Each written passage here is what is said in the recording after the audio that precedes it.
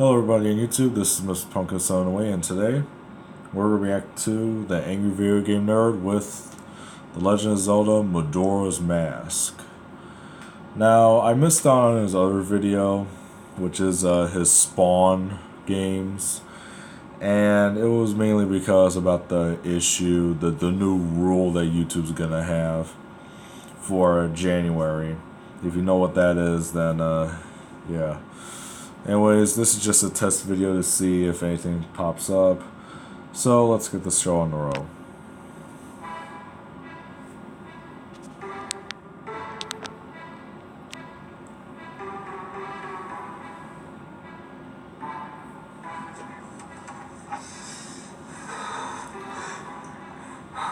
Your cruel and miserable games. Oh no, you exist for not one them. purpose: to reap everything I've sown. You robbed me not only of my childhood, but my adulthood too. I've been cursed to play your bullshit till the end of time, but thankfully, the end of time is about to come. The year 2020 is upon us. Doomsday. Yeah, they were 20 years off with Y2K, but this is it, for real. And with only 1 week left, the ceremony must begin.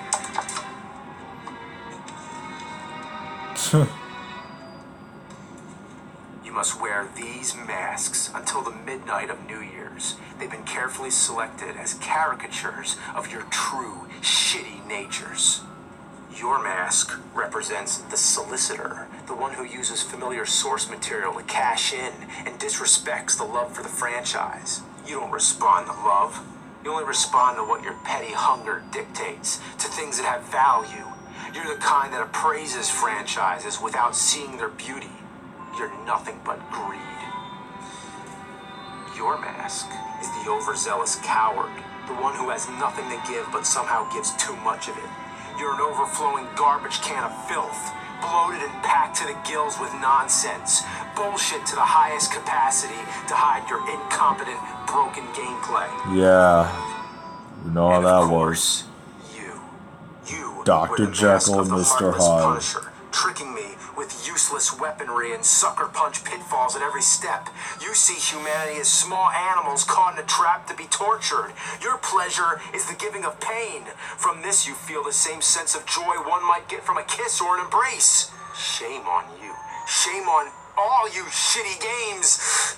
All your cryptic mazes, bad controls, unfair jumps, vomit-inducing graphics, lack of continues, long passwords. I hope you're proud of yourselves. May God, the devil, and whatever else have pity on you. But as for me, I wear the mask of the thing that stalks me at this very moment. You shitty, shitty games. He's gonna wear the... What? Oh my god, his face says the moon. You stole my life away. It's all yours. You inherit everything left of my soul. Now, you can dig deep in the treasury. But before the world ends, I must play one last game. Submitted for your approval, Mr. Nerd, a frustrated gamer with no life outside this room, except for a virtual world which he's created. A world that will come to an end when his anger causes its total destruction on New Year's Eve. Well, they're doing like a Twilight Zone sort of thing. To take care of some unfinished business, he must complete one of the most beloved Zelda games, Majora's Mask. Other YouTubers cherish it, but this is not your usual reviewer. This is the Angry Video Game Nerd. I never played Majora's Mask or any of the Thanks other. for watching this episode of Angry Video Game Nerd. But yeah, first, it's probably a word from our advertisement. sponsor. If you want an epic, dark fantasy done right with over 400 That's champions to Raid collect and Shadow personally Legends. customize, then check out Raid Shadow Legends. I'm not into... confused with that awful NES game, Raid 2020. It seems like everyone's Are you talking gonna about review Raid Raid these days, and for 2020? good reason. It's got 15 million In downloads the in year the last 6 months and 2020? has been nominated as a finalist for Google Play's Best of 2019 Users' Choice Awards. In Raid, you can assemble a team from 16 heroic factions, Discover 13 spectacular locations, enjoy a fully voiced story campaign, claim glory in the PvP arena, and you can even bust a move. Talk about a killer dance-off, and don't forget, it's free to play. Say goodbye to grinding. With multi-battle auto mode, you can set battles to run in the background while you do holiday stuff like shop for presents, set up your Christmas tree, or light the candles on your menorah. There's also weekly tournaments and a roadmap that promises more updates in the next 6 months. Follow the link in the description where new players will get 100,000 silver, 2 clan boss keys, 10 mystery shards, and 1 free champion. Adjudicator! She's like if an elf from Lord of the Rings and a stack of heavy metal magazines collided into the ultimate badass elf. So hurry because this offer is available for only 30 days. And now, on with the show. When it comes to fantasy adventure games, I can't think of any franchise that has made as big an impact on me as Zelda. Each installment was a milestone that represented the full capabilities of the console it was released on and the generation of its time. The overhead 2D format will always be the traditional classic Zelda for me, but the franchise was never afraid to experiment. Zelda 2 was a side-scroller, and Ocarina of Time was three-dimensional, even though the 3D format somehow became the standard after that. But anyway, Ocarina was such a big hit, the next thing I knew, a VHS tape came in the mail promoting Majora's Mask. I thought to myself, what? Another Zelda game? Already? Judging by the look of it, it seemed they reused the same 3D engine as Ocarina, which was confirmed, but it also seemed Nintendo was being careful not to copy Ocarina too much, so they reinvented the franchise as we know it. No Ganon, no Triforce, no Hyrule, and no Zelda except for a brief flashback. At that time, I had just burnt myself out finishing Ocarina and moved on to other things, so I sadly missed out on Majora's Mask. But in the 20 years since, I never stopped thinking about that creepy moon. As time went on, I've heard so much enthusiasm for this game. It has a whole community behind it, and some people even say it's the greatest Zelda game ever made. So it's been a bucket list item for me, which I'm finally about to check off the list. First, I have to get out of the way. The Nintendo 64's graphics look like shit, and age like shit too. Those blocky and murky textures, ugh. But hey, what can you do? It's Nintendo 64. You can't blame them, but the pioneering days of 3D graphics don't hold up as well as the 2D games. I mean, look at Link to the Past. In my opinion, that still shines as perfect as ever. Back to Majora. The setting is a doomed world called Termina, which was created from the powers of a dark magical mask, Majora's of course. After the mask was stolen by Skull Kid, it somehow formed Termina, vaguely modeling it after memories of Hyrule and its inhabitants, which is why many characters look the same. But this world is only temporary, as the big scary moon is slowly coming down to crash and kill everyone and everything. I have to say, that moon is fucking awesome. It's cool just knowing it's always up there, staring down at you. There's only 3 days left to live. The people are all aware of the coming apocalypse, but there's nothing they can do about it, nor are they even trying to do anything. They just sit around and say, yep, we're all gonna die. Man, that's depressing. This is a depressing game. I like it. So Link has to save the world. The goal is more or less the same as any Zelda game. You have to complete a series of dungeons and do a bunch of random shit in between. A big part of this game is the learning of ocarina melodies and collection of masks, which all give you different unique capabilities. Most are optional, but the main required masks transform Link into different species like Deku, Goron, and Zora. When transformed, you can use those species' powers and skills, which is vital in progressing in certain parts of the game. When Link puts the masks on, apparently it's painful. Oh, jeez, he's screaming in agony!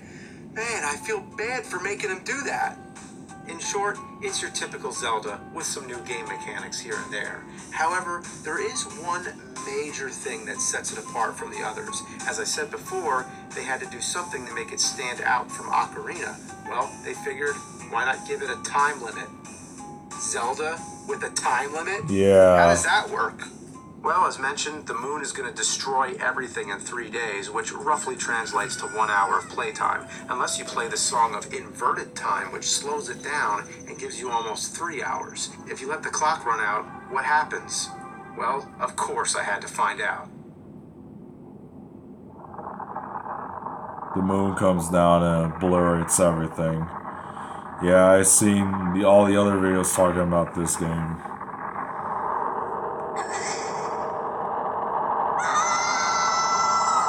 Wow. Well, after 20 years, that still looks cool.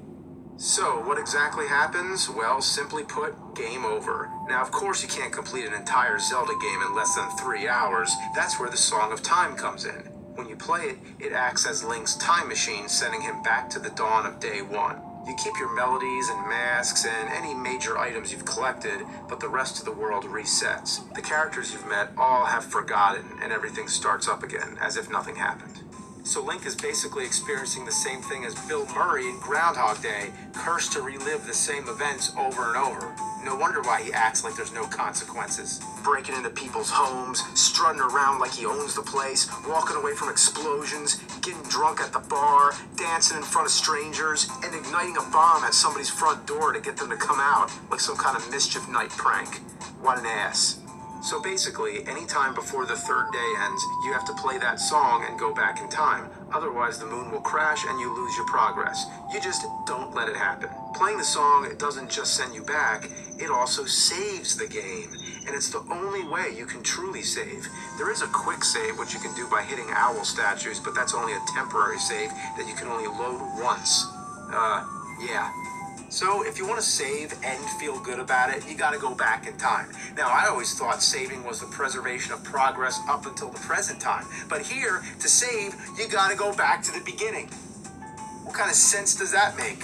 Makes When you no go back, sense. you keep your main items, as mentioned, but all your rupees are gone. Your arrows, gone. Bombs, gone. Sticks, nuts, bottled items, any inventory, it all goes away. Plus any side quests you were working on or people you've interacted with, any items you've unlocked or special events that took place, all that is lost. So saving is something you don't want to do until the 3 days are almost up and you have no other choice. You have to put a lot of thought into what exactly you plan to accomplish before your next save. You wouldn't want to start something on the second or third day and then realize you're out of time and have to do it over again. It's like you have to plan your gameplay sessions within these 3-hour intervals. Many times I had to leave the system on overnight and pray for no power outages. I gotta be honest, I like playing games where you can save anytime you want, like Zelda. Oh man, I can't reference Zelda because I'm playing fucking Zelda! Then there's occasions where you need time to speed up. Certain events only happen during the day or night or at a specific hour or whatever. You can skip forward with the Song of Double Time or a dancing scarecrow. Yeah, a dancing scarecrow. But these methods skip you ahead 6 to 12 hours. You can't just go to whatever hour you want, so you're still gonna wait around a lot. And waiting is something that's never fun, in real life or in games. Look at Link scratching himself. He can't take it anymore. Are you thinking what I'm thinking? What if you're in a dungeon? You know, the main areas in Zelda games where most of the action and puzzle solving takes place. The parts that usually take the most time and the most work. What if you're up to your ass in one of those and the clock runs out? Would the Song of Time preserve your dungeon progress? I don't want to find out. With the Song of Inverted Time slowing it down to 3 hours, that's probably enough. But don't even threaten me with that shit. Just the fact there's a time limit hovering over me makes me nervous as hell and takes all the fun away. It would be like duct taping a bag of diarrhea to the ceiling while you try to get work done. It probably won't fall as long as you make sure the duct tape is secure, but then you stop and think, it actually has no reason to be there. I mean, give me a reason. A time limit in a Zelda game? What are they fucking thinking? My gosh. The clock is a story in itself. At first it appears to be like the upper half of a regular analog clock, especially since 12 is at the top center. But why is 6 on the right and left? Why is there both a sun and a moon going around in a circle? My intuitive nature to think it's anything like a regular clock only confused the hell out of myself. From what I was able to make sense of, it runs from 6 a.m. to 6 p.m. and then changes to 6 p.m. to 6 a.m. and so on for each day. The yellow sun is always a minute hand, the red sun is the hour hand, but the red sun changes to a moon at night. Why doesn't the minute hand also change to a moon? Why not just have a regular clock or a simple digital counter? I mentioned every time you go back and save, you lose your rupees, unless first you deposit them in the bank. Now, let me tell you about the bank, because this is a whole shit show. First of all, what's up with the bank teller? What's she doing? Yeah, that's great. Have you ever gone to the bank and the teller is thrashing their arms up and down? If that has ever happened, I'd like to know. It's amusing the first time you see it, maybe the 10th, but by the 100th time, you have to go through the same dialogue every time. An actual ATM is quicker, and then you have to enter the amount you want to deposit. Of course you want to deposit all, but there's no option for all. You have to enter the exact amount you have. And if it's a lot, she gives you interest, immediately handing over 5 rupees. Now I have to go through that all over again just to deposit 5 rupees? Can't you just add it to my balance? Then, after you save, you have to withdraw your rupees, which means going back to the bank and going through all the dialogue again. And after you withdraw, you pay a service charge of 4 rupees. Then what was the point of the 5 rupees you gave me earlier?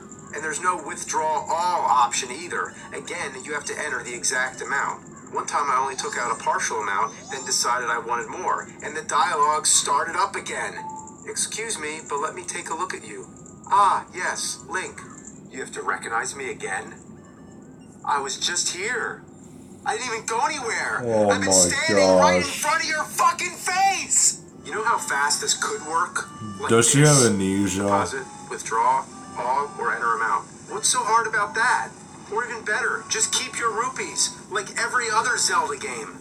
You might be thinking, this is just a minor thing, just a small part in the game. But no, this is a huge, major part, because every single time you save, you have to repeat the whole deposit withdrawal routine.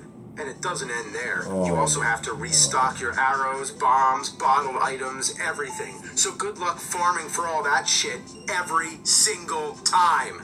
It's the only game I know where saving could take 20 minutes. Oh gee, the time limit, the saving that sends you back, the weird clock, the banking system, that's probably all the bad things, right? I'm gonna move ahead now and just assume the rest of the game is totally perfect. But I've been wrong before. Let's look on the bright side, which in this case is the dark side, the visual design. It's bizarre, twisted, and downright unsettling. I love it.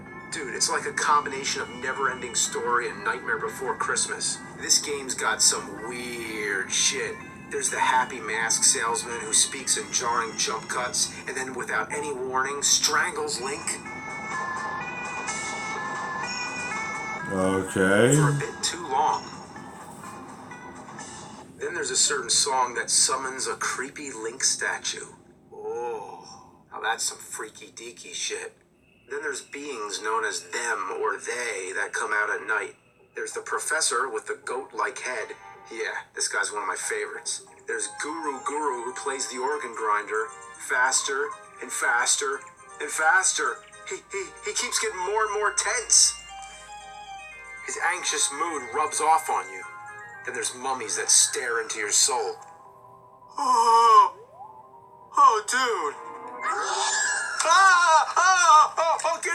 Get it off! But perhaps the creepiest part is when you go into this house, and out of the cabinet comes this thing. Then this little girl stands in front of him who turns out to be his daughter. She knows her dad turned into some monster, but she still loves him. That's some sad shit. You play the song of healing, he reverts back to his regular self, and they hug it out. Oh man. I gotta lighten the mood. The game has its share of funny moments, like the arguing skulls, the skeleton hand that comes out of the toilet asking for toilet paper, I guess. The shopkeeper who keeps itching himself. I don't know what the point of most of this is, and it's not all that funny. You just gotta make it funny. Like these loving seahorses that give you a heart. I don't know why that makes me laugh, but it does. When you swim, I can't help but think that sounds like a cat puking. Or, more specifically, the pre-puke hacking phase when the vomit's being pumped through. Okay, you get it. The puzzle solving is on par for what you'd expect with a Zelda game. It's all about the brain teasers. You have to melt ice on the ceiling to cause a waterfall, to tilt a seesaw, to raise yourself to the next one. There's rooms you have to flip upside down and back again to drop blocks into certain areas to activate certain buttons and shit. It's madness, but that's Zelda. There's also some really cool boss battles, like this guy here. Definitely feeling the Tim Burton vibe. So there, I said some good things about the game, but that's all anybody ever talks about is the good things. The bad things, well, that's my job. For me, the majority of it has been consistently frustrating. It has its share of bad camera angles, difficult jumps, and occasional glitches. Many of the boss battles are repetitive and grueling, like this one where you have to kill all the eyeballs. Do you think there's enough eyeballs? Dialogue can be a chore. Sometimes if there's more than one character close together, it's hard to speak to the right one. Like here, it's the kid I want to talk to, but this asshole keeps getting in my way. When buying large quantities of items, you have to buy them one at a time. If you screw up a quest, it can be insanely punishing, making you have to go back to the first day to start again. Like I said, many of these quests operate on a 3-day schedule where you have to be in all the right places at the right time. I went to a farm, had to do a target practice session, wait for a specific night, defend a barn from a bunch of alien ghosts, then defend a shipment of milk from bandits. But I lost, and just because of that, I had to redo all the above, the whole 3-day cycle, all over again. It's easy to get disoriented. For one example, I just met the skeleton dude, and now I'm supposed to chase him. A cutscene plays, and afterwards, oh shit, I'm facing in the wrong direction. I reorient myself and go after him, but now, just because I delayed for one short moment, I'm never able to catch up with him. It's over. Rather than giving you a quick second chance, you have to leave the area and come back. Why? There's a wall with a maze of ladders that are invisible. You have to use the lens of truth just to see them, and then still, you have to pick the right path. Every second they're visible, you're depleting your magic meter. I had just barely enough to find my way to the top. Look at this. Now that's an image. All I'm trying to do is get a treasure, and there's a black cloud over my head. Literally. Speaking of overhead...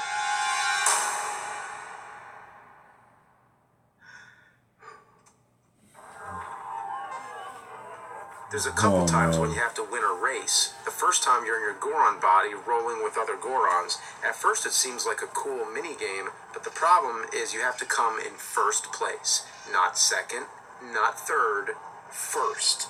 They leave you no room for error. If you bump into anything just once, you won't make it. You have to practice it over and over until you memorize every inch of that entire course. The other race is on horseback, but it's the same thing. You need a perfect run. And worse, this time every try costs you 10 rupees. Considering this is a mini-game, and that racing is not the main skill in Majora's Mask or any Zelda game, you'd think they could be a little more forgiving. Even in Mario Kart, you don't have to be in first place to move on.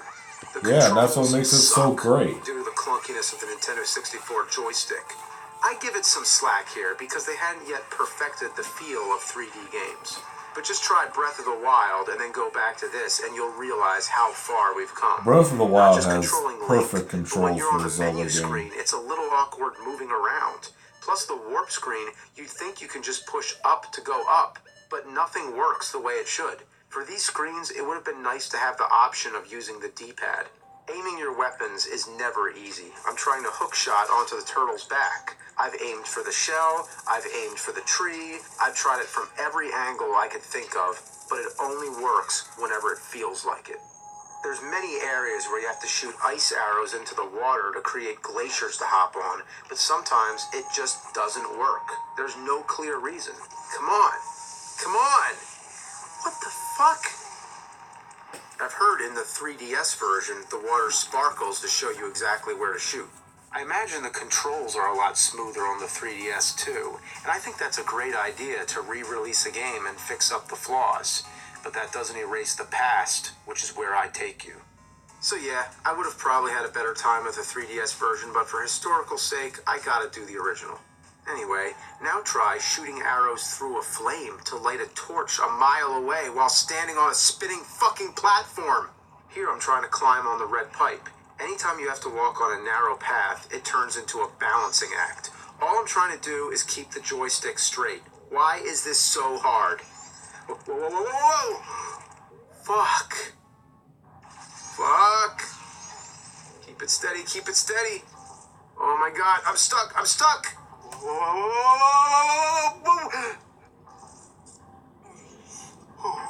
Made it. This part, you gotta do the Goron roll on the bridge, hit the ramp, and jump across. But each time, I veer slightly to the side and fall down. And then you have to go all the way back and climb a ladder just to get to the starting point again. Alright, here we go. Oh, fuck! It's like bowling a gutter ball. You're so mad, you want to try again immediately, but you gotta wait your turn. Go. Yeah! Fuck! I bounced back! How about jumping on invisible platforms that are slippery with ice and getting knocked back by spiders? Yeah, that's real fun. There's a part where you have to enter a cave, but it's blocked by a giant boulder. The goal is to blow it up using an explosive barrel that you get from a big Goron. As soon as he gives you the barrel, time starts ticking down. You have to hurry and carry it over the cave before it explodes. Right off the bat, they put all these ramps in front of you. You can't carry it while walking up the ramps, so you have to repeatedly throw the barrel and pick it up again. And again. And again. Oh then you have to my find the cave gosh. as fast as humanly possible. Like everything, they give you just enough time for a perfect run. If you get a little bit lost along the way, or you don't take the most direct path, or bump into something, or drop the barrel for one moment, you're done. Just give up. Just want to get over the bridge. Get out of my way! Ah, you fucking wolf! Pick it up, pick it up! Get the barrel! Get the barrel! Fuck! Oh my gosh. Here we go. I can see the cave. Gonna make it. Ah! Oh, pick it up! Fuck! Finally, I'm gonna do it. I just did a perfect run. Plenty of time left. But it's about to change from night to day. That's kind of distracting, but no worries, right? Alright, put the barrel right in front of the boulder. We're set. It's there. Now all I gotta do is sit back and wait for the explosion. Alright. Dawn a second day. Alright. Where's the barrel? Where? What? Fucking barrel. You're gonna take the barrel? Just because the day changed? That's worse than Simon's Quest. Imagine if in Simon's Quest, every time it changes, it restarts whatever task you're working on. Fuck you. Oh You know what? my gosh. Fuck this game. Yeah, I said it. Now, did I want to rip apart Majora's Mask? No. But the game drew first blood, not me.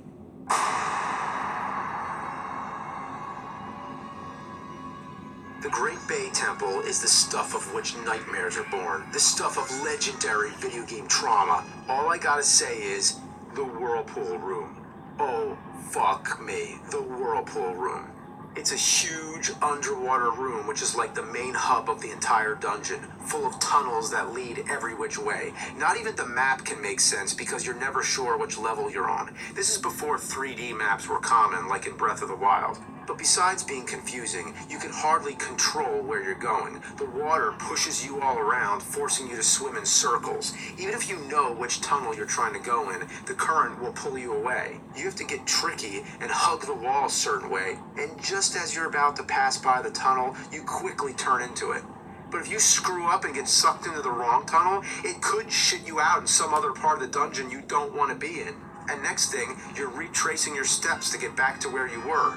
But you can't waste all that time when time is not on your side. That moon is gonna crash. The first day, I'm feeling fine. The second day, I'm starting to worry a little. The third day, I'm playing like my life depends on it. If time runs out, everything I did might go to waste. Hours of blood, sweat, and tears. Well, maybe not blood, but here I am, just doing my best. Ugh, that sound. The toll of the bullshit bell. I'm done for. The thing is, I'm almost there. Push the switch, get on the water spout, go in the final door, and I've made it to the boss. But that timer doesn't care.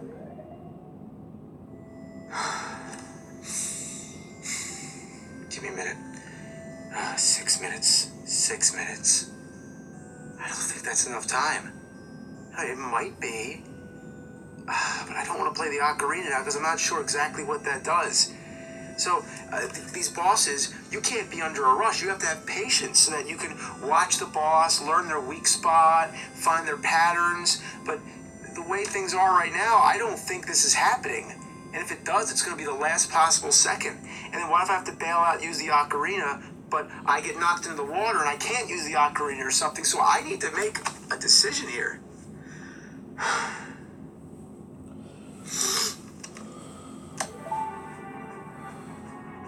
Oh no.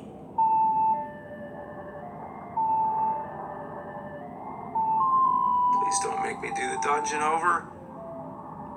Please. Please.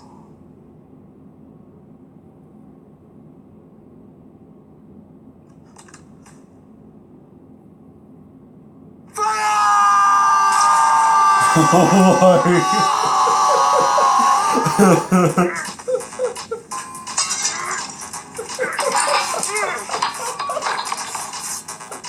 I have to do the entire dungeon all over again. Oh I my. still have the compass and the map, whoopity fucking do, but I have to get all the keys again, reactivate all the water valves, and it's basically like starting over.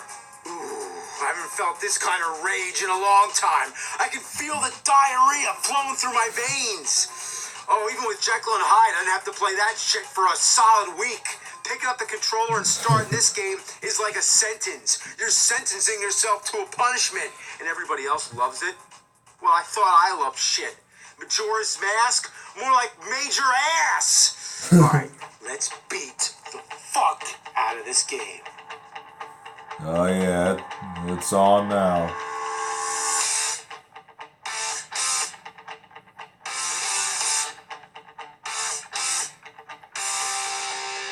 It's that special kind of feeling, the kind where nothing else matters. When you're punching the couch and playing standing up, it's gotten real. You want to show that game what the fuck you're made of.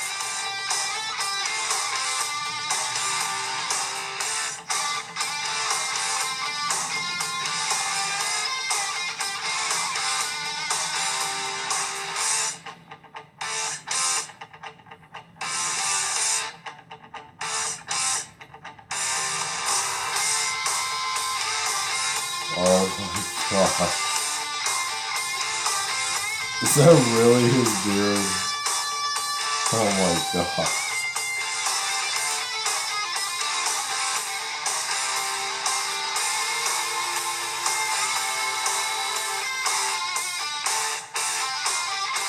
Oh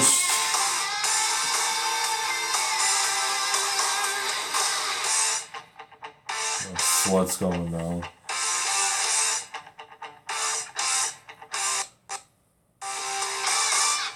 I did it. I beat the dungeon. Only one left. Alright, last dungeon. Last dungeon. Here we go.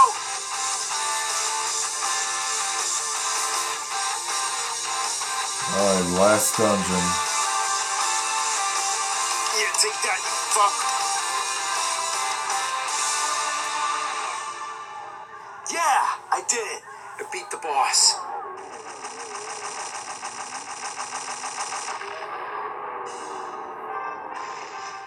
Pick up the boss remains. Oh, hang on, I gotta get the heart container too. I can still get that heart, right? Now I gotta watch the cutscene. Please let that heart still be there. Don't tell me it's not gonna be there. How do I get the heart now? So I looked it up. You can get the heart still. Oh yeah. If you beat the boss again. So you have to pick up the heart container before you pick up the boss remains. I know there's a specific order. Now you might think I'm the one who fucked up, but that shouldn't be possible. The boss remains were in front of the heart, so naturally that's what I touched first. Jeez. Have a heart.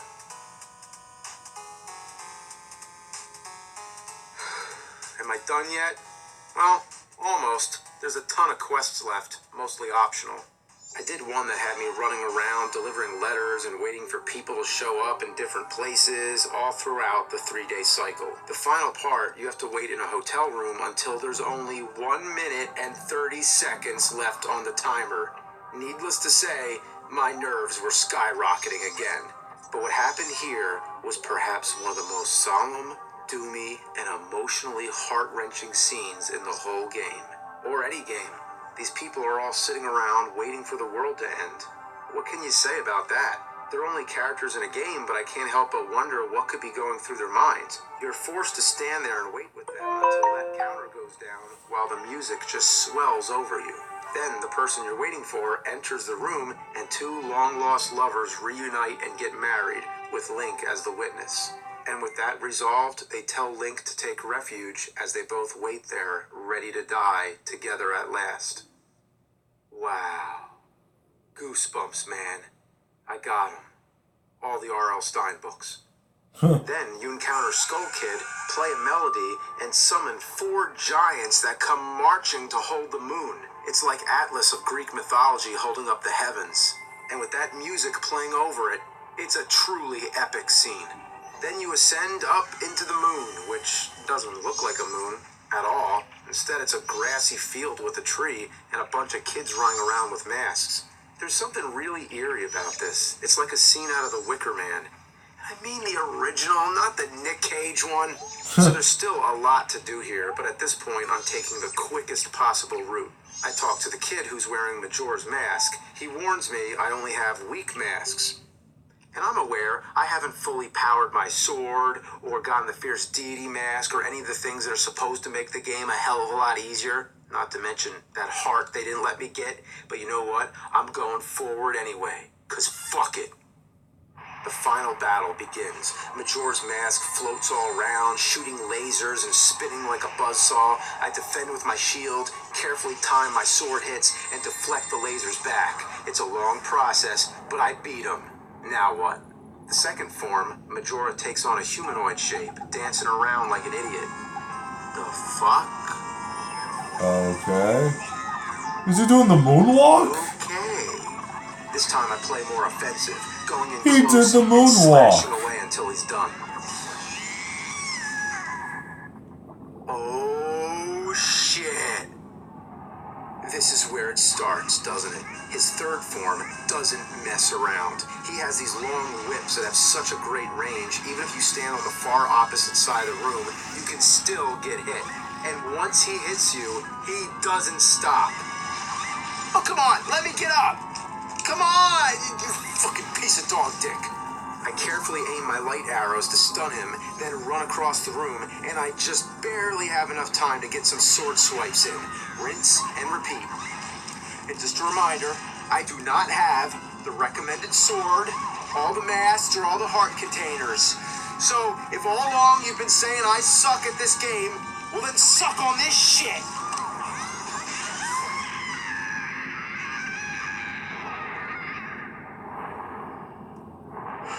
I beat him. It's finally over! In true Zelda fashion, you get a big ending scene where all the characters you've met come together with peace and harmony.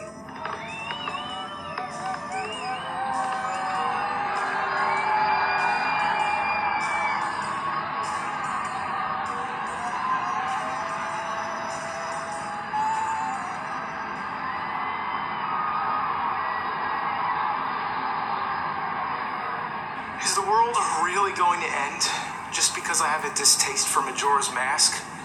I do like certain things about it. I like its style and mood.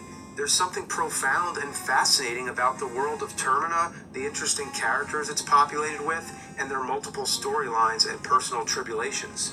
Does it all exist as a dream within Hyrule? Is Hyrule Termina's heaven? Some even believe Link is supposed to be dead. There's so many different ways to interpret it, like religions of the world. This game is truly a work of art. I love the concept, I love the lore, I love the creepy visuals that provoke an innocent childhood sense of worry, I love the rich storylines, and all the above. But the part I don't like very much is the game part, and that's the part that seems to get discussed the least. I mean, it's not a movie, it's not a comic book, it's a game. One that has grated at my nerves, not just while playing it, but also during the intervals in between when I was not playing and feeling extreme anxiety, feverishly anticipating when I will get my hands on it next to conquer this thing and get it off my daily chores. You saw all the trouble I had with it. That's not my idea of fun, and I don't want it in my life. Call it a love-hate thing. So, Nerd, signing out.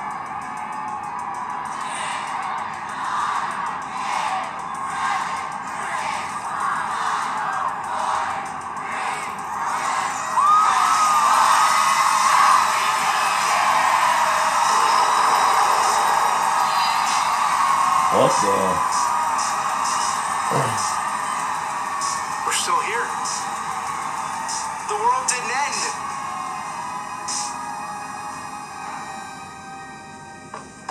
All right, time for the unmasking. No.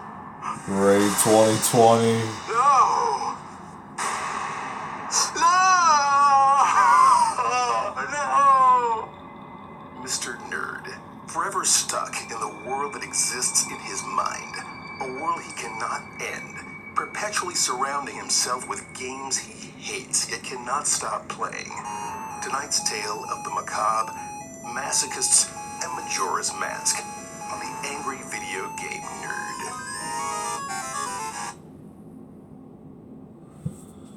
Alright guys, that was the Majora's Mask. It was pretty... oh my gosh. They did a Twilight Zone thing about it. I guess that's next game that he's going to review next year. Is going to be Raid 2020.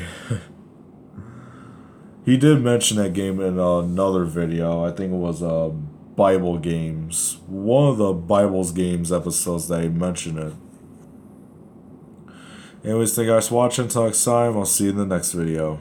Bye.